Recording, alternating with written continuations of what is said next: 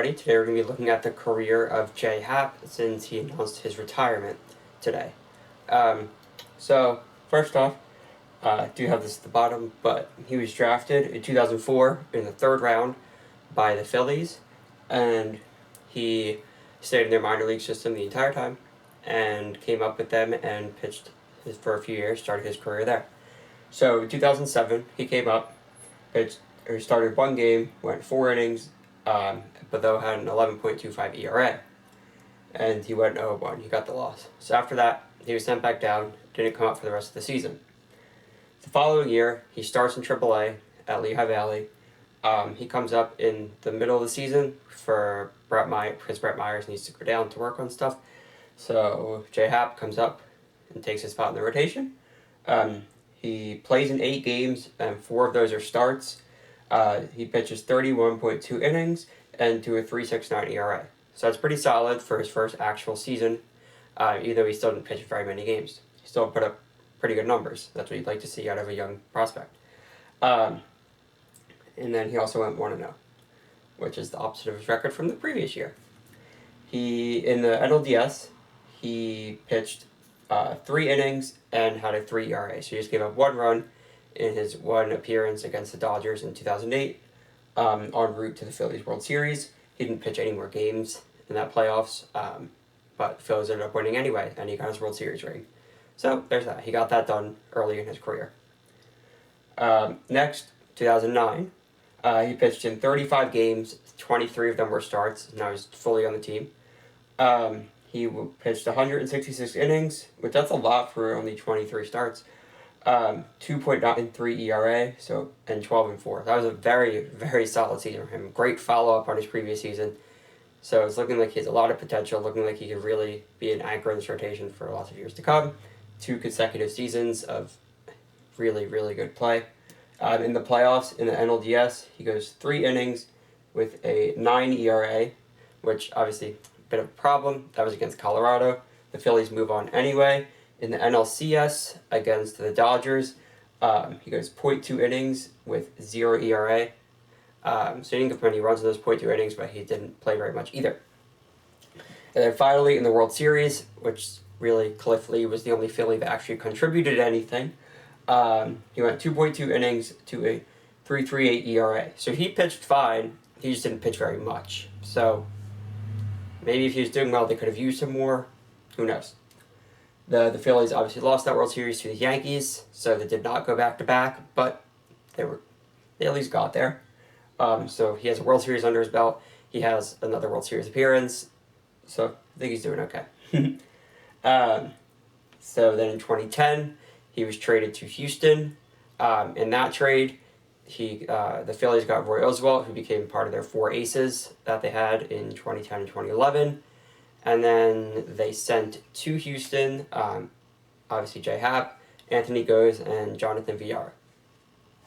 So he pitched 16 games to 87.1 innings, a 3.4 ERA, and he went 6-4. Again, a very solid season. Now, so far, all 3 of his seasons have been really good. Exactly what you see.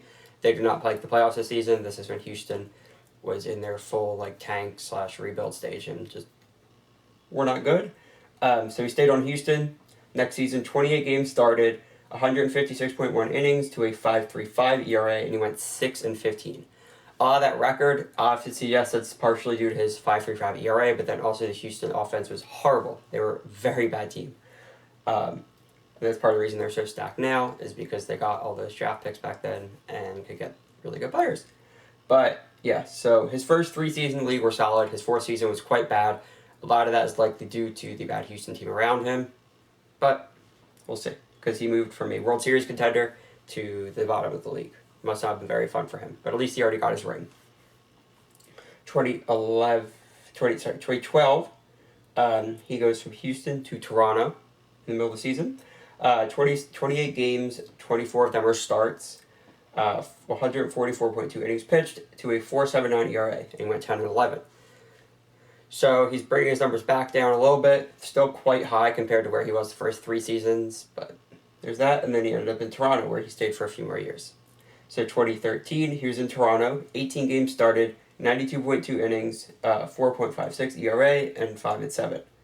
So it's starting to look now maybe that this is where he's going to end up. For the first 3 seasons, he was in the threes and high twos and threes with his ERA. Now he's been in the fives and high fours with his ERA. So he's going through phases, 3 years, 3 years.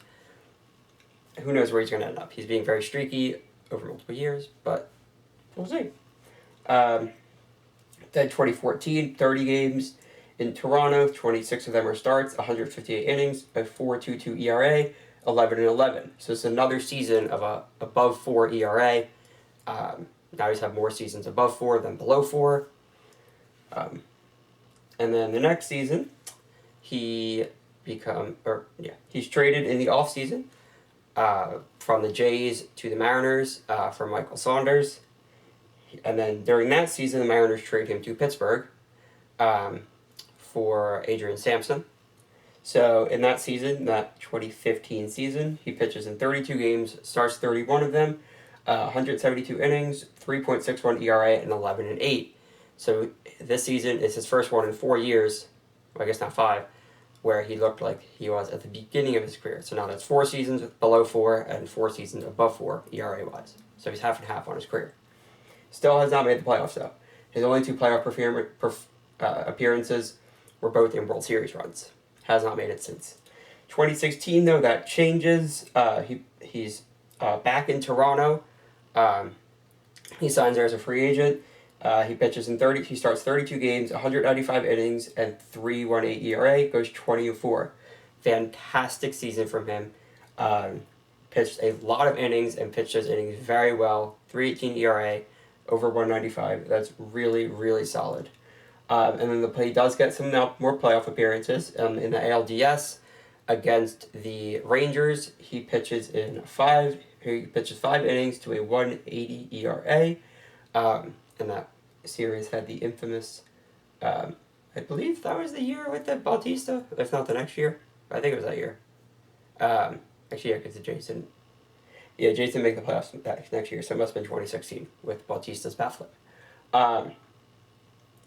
Yeah, so he pitched 5 innings in the ALDS, and then in the ALCS, he pitched 5 innings to a 3.6 ERA, and that was against Cleveland. Obviously, Cleveland went on to lose to Chicago in the World Series.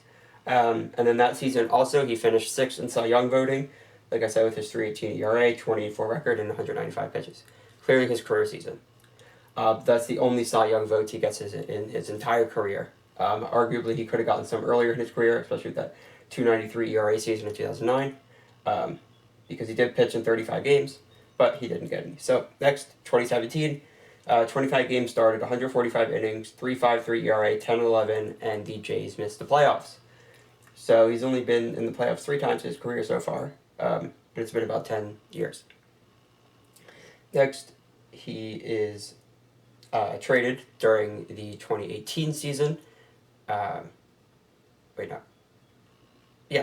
Traded from the Blue Jays to the Yankees for Brandon Drury and Bill McKinney. During that season, he pitches in 32 games, 177.2 innings, 3.65 ERA, and a 17-6 record. He's on some pretty good teams during this time. In the ALDS, he goes 2 innings, and though he has a 22.5 ERA, I can tell it's 27 or 22. Obviously, 27.5 realistically is just as bad as 22, but at least it wasn't that high. He gets a little bit of benefit of the doubt. That was against Boston. And then that is the season that he makes the All-Star game, his only season in his whole career. Not in his Cy Young year or his early years, but a season where he ended up having a 22.5 ERA in the postseason. All-Star games are usually pretty meaningless, but he doesn't have many accolades, so at least that's one of them. He stays with the Yankees. 2019, 31 games, 30 of them are starts, 161 innings to a 4.9 ERA, and he goes 12-8. Obviously, he's older at this point. He's looking more how he did in the middle of his career. He started off really well, he regressed a bit, then went back to playing super well, and is now kind of going back, as you would expect someone in their 30s to do. So he pitched in the ALDS, he pitched 1 inning, gave up no runs, and then in the ALCS, he pitched 2 innings to a 3.3 ERA. So quite good from him, much better than his postseason performance the previous year. Yeah. And then 2020, 9 games started. Obviously, a shortened season, so he still pitched the full season. 49 innings, 3.47 ERA, and 2-2 record. Pretty solid again. He's really all over with his record. Like his record, his ERA, he's really all over. Not much consistency whatsoever throughout his career.